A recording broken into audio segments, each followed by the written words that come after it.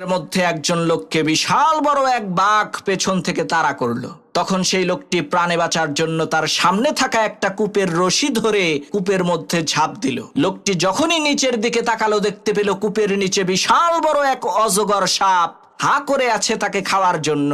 এমন সময় সাদা রঙের একটা ইঁদুর আর কালো রঙের একটা ইঁদুর কূপের সেই রশিটাকে কুটকুট করে আস্তে আস্তে কেটে দিচ্ছে। যেই রশিটা ধরে সেই লোকটি ঝুলে আছে, হঠাৎ করে সেই লোকটি দেখতে পেল কূপের মধ্যে মধুর চাক। লোকটি তার হাতের আঙ্গুল দিয়ে সামান্য একটু মধু এনে তার জিহ্বার মধ্যে দিল।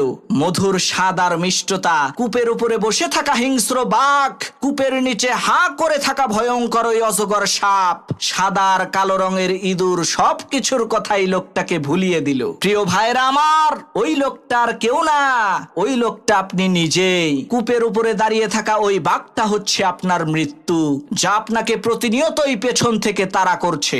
আর নিচে বসে থাকা ভয়ঙ্কর ওই অজগর সাপ হচ্ছে আপনার কবর, যেখানে অবশ্যই আপনাকে যেতে হবে। আর যেই রশিটা ধরে ঝুলে আছেন, সেই রশিটা হচ্ছে আপনার হায়াত। সাদা রঙের আর কালো রঙের যেই দুইটা ইঁদুর কুটকুট করে আপনার হায়াতের রশিকে কেটে দিচ্ছে, সেই দুইটা ইঁদুর হলো দিন আর রাত।